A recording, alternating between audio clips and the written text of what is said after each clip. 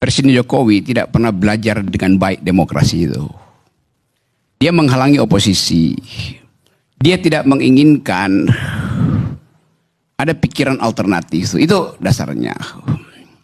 Jadi kalau pantunnya apa tadi, pisang emas dibawa berlayar, istana cemas karena tak pernah belajar.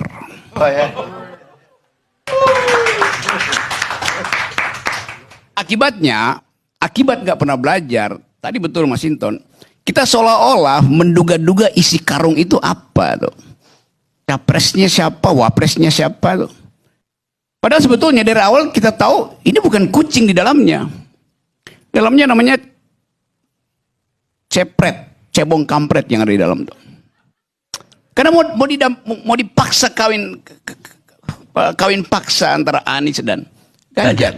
Tadi saya baca tuh, saya datang ke sini, saya pikir judulnya duel Anies Ganjar. Ternyata duet Anies Ganjar. Sial betul. Tapi oke lah, itu blessing in disguise juga, karena artinya kenapa saya tahu bahwa di dalamnya adalah bukan kucing yang kita beli, tapi cebong dan kampret. Karena karungnya karung bolong, udah kelihatan. Nggak perlu disembunyikan lagi itu. Jadi coba bayangkan misalnya capek-capek lembaga survei untuk memantau setiap hari detak jantung politik kita tuh. Tiba-tiba besok AHY ketemu Puan misalnya, berantakan surveimu. Tiba-tiba besok ditetapkan bahwa menterinya Willy ini tersangka. Kan mau dipanggil. Udah dipanggil. Menteri Kominfo. Berantakan. Tukar tambah lagi, ulang itu. Jadi kalau kita tanya margin of error itu akan dihalangi oleh margin of terror. Itu. Jadi ngapain sebetulnya? Oke, saya balik pada soal yang lebih fundamental ya.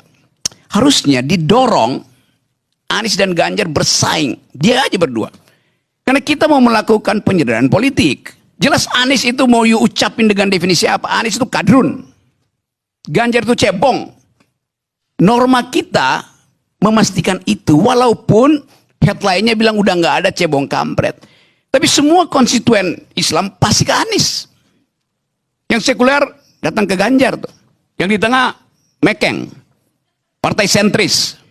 Berupaya untuk balancing antara ideologi kiri kanan. Tetapi itu antropologi politik kita adalah bersaing secara ideologis. Nggak mungkin Indonesia dalam 10 tahun ke depan itu 5 kali pemilu itu hilang fasilitas Islam dan fasilitas sekuler.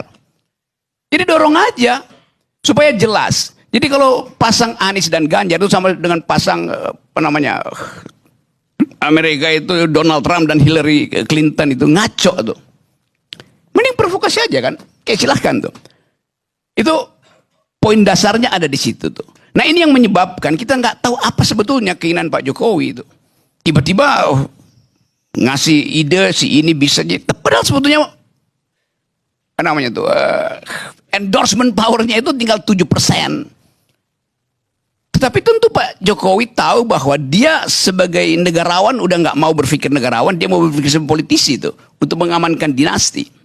Karena itu dia mulai keluarin kartu satu-satu tuh. Gua punya sprindik ke Nasdem, gua punya sprindik ke PKB, gua punya sprindik macam-macam, potensial sprindik. Karena dia tahu semua ketua partai ini punya komorbid. Dan semua ketua partai tahu bahwa Pak Jokowi juga belum divaksin. Sama, saling tagih. Itu dasarnya kan. Karena itu cemas versus cemas. Jadinya tuh. Di dalam keadaan itu kita nggak lihat ide untuk dipertengkarkan di medan debat tuh.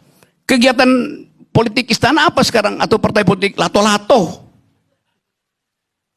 Lato-lato, laki-laki tolol.